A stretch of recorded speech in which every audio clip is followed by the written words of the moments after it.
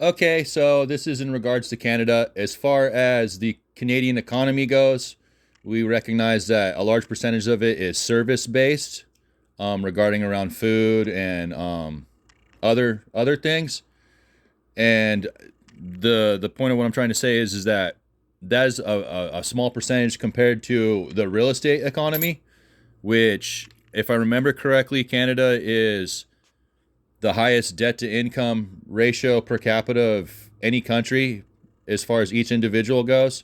And so, in layman terms, what that means is that the homes are remodeled in order to increase their value, supplemental tax value, through a tax assessment. That's what we call it in the USA. Um, and what that does is it allows you to pull equity out of the home.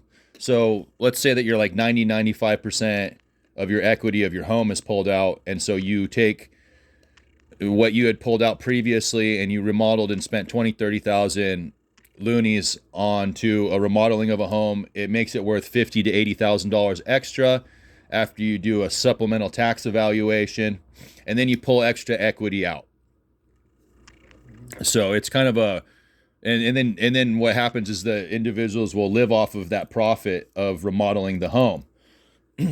What it does is it creates a closed loop cycle of building a nicer and nicer home and pulling out more and more debt on the home. And so it kind of causes an inflationary cycle through the entire economy when a large percentage of the economy is based off of mortgage debt and recycling. I shouldn't say recycling, but remodeling homes to increase their property value in order to pull equity out, as a means of profit for living expenditures. That being said, building 100,000 homes, brand new homes, I'm not sure where the plan was to put those. The point is that adding a large amount of brand new homes onto the market, if there are not buyers ready and there's not people that have jobs ready and willing to work, if those homes are not filled and the property value decreases on those homes, people might come in and buy them. And a supplemental tax evaluation also, what it does in the USA is it generalizes the price of properties on your street. And so if you have a home that is, we'll say, 3 bedroom, 2 bath around a bunch of mansions, your value of your home will be worth more because of the properties surrounding you. Because somebody can buy that property and turn it into another mansion if there's enough space, if there's enough square feet or square meters on the plot. So part of the supplemental tax evaluation has to do with the location and the property surrounding you. Location, location, location, as they say. So if you have 100,000 homes and you build essentially kind of like a new city, and that city doesn't get bought up, or if people purchase those homes for too low, it can have a trickle effect into the entire real estate economy surrounding it, like a drop of water in a bucket. It could potentially ripple out throughout the entire economy, the real estate economy in the US or in Canada. So that is a something to carefully balance if this is to go through.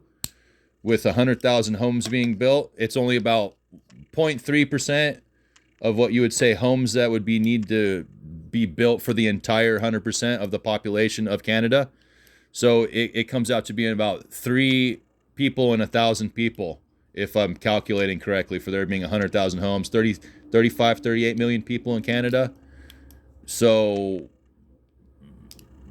that also is, it depends on whether these people are going to be moving in from foreign countries. Who are these homes for?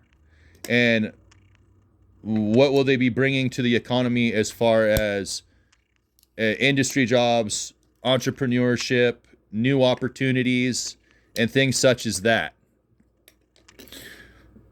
So those are the questions that need to be answered. I I personally would be looking towards industry and increasing jobs There's many minerals available that can be mined effectively and without damaging the environment. I already know that there's issues with the water table with lithium mining and having dug a little too deep and well, causing a purge in the aquifers in areas. And so it's a beautiful country, and I would hate to have things like that happen. Um, there's opportunities with tourism, which is also a service part of the service economy. Um, there's also opportunities with entertainment and things such as that. Canada has a lot of opportunities in its geographic location as well as its environment and the forest and the fishing to increase those sorts of entertainment and tourism opportunities. There's the ocean nearby for fishing as well and cold. Yeah, that's a beautiful opportunity there. I know we've had issues with salmon runs and things like that, both on the west coast and most likely just about everywhere on the planet. I haven't even looked at the numbers as far as our salmon runs go. Last time I looked, it was like close to a decade ago, and I stopped eating salmon myself for that reason. I just couldn't bear to pull fish out of the ocean, thinking that there might not be fish because of that. And there's other cultures that appreciate fish more than I do. So one less person for me when it comes down to me eating fish is one more person whose culture appreciates fish that can eat it instead of me. I'm perfectly happy with like living off of eggs, meat, and eggs like chicken and cheese and stuff like that. That's kind of my mentality. It's also more economically effective as far as chicken goes. It's one of the most calorie to protein ratio efficient. So the amount of calories you feed a chicken, you get the most protein back as far as eggs and meat goes. I would also increase your agricultural opportunities. There's a lot of land, a lot of space that I would say that you could probably use that wouldn't damage the environment when it comes to agriculture. As far as meat production goes, I would start building greenhouses and taking advantage of hydropower to put greenhouses in with LED lights to grow all year round. That way you can produce fresh veg all year round. I know that you import a lot of fresh vegetables to the United States, as well as wood and everything else. I gotta apologize for Trump having put in the tariffs with everything around us. I understand that increasing taxation in a country that has such a high percentage ratio of debt to the property value is something that can collapse an entire economy, especially with a neighboring country and an ally to do that to you without having the foresight and forethought of realizing the complexities of the Canadian economy and what happens when you have export tariffs that occur on a massive scale, how it can potentially collapse an entire economy. If you ask me personally, I think that he's a smart enough businessman to recognize and know exactly what he was doing when it came to causing these tariffs to be damaging to the country. And so there was issues with potential provinces having defaulted and having to join the USA. I think that was also a planned move of Trump because he was trying to get a hold of Palestine and turning it into the Riviera. And then he wanted to get a hold of Greenland, and he wanted to get a hold of Panama Canal. And he's kind of like a land grab right now. So you look at his previous past experiences and the way he's been steal, kill, and destroy, which, you can kind of see that's a demonic behavior to begin with in his past behaviors. There's also Stormy Daniels and then all the felonies and everything else. You can kind of see where he's going with the way he's behaving. He's a little insane at this point. The level of demonic insanity that's possessed him is bar none the worst I've seen in a long time. There's the defaulting of provinces and potentially joining the United States. I'm a USA American, and I would appreciate having Canada join the economy of the USA, but not in this way.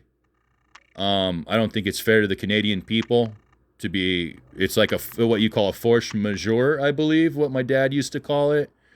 It'd be like forcibly, like it's an economic hostile takeover.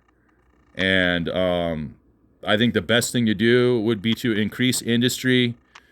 You've got oil, you've got mineral rights, you've got forestry as far as wood goes. There's tourism, there's entertainment, and it's one of the most peaceful places on the planet as far as happiness and joy goes. You can also bring in new individuals who want to become part of Canada and part of the Canadian culture. You kind of would have to vet them, of course. There's also I don't necessarily agree with this either, but there's also the opportunity of potentially people buying citizenship there if they're wealthy. That's iffy though, because sometimes rich people do weird stuff, and I have issues with that as well. So people buying citizenship in a nice country like Canada, only to find out that they've got this soft white underbelly or this kind of gross behavior that they hide in the closet. They've got skeletons in the closet and hiding under the rug because they didn't have enough room in the closet type of mentality. It worries me. I think as far as balancing the budget goes, you need to look at your exports, your imports, your GDP, your debt to income ratio per capita as well as per province, and figure out what you're dealing with as far as your annual income goes versus your annual debt, and go from there. I hope this helps, and I hope that you can kind of figure out what you're gonna do. It's so complicated; it's almost beyond me to figure out quite what to do on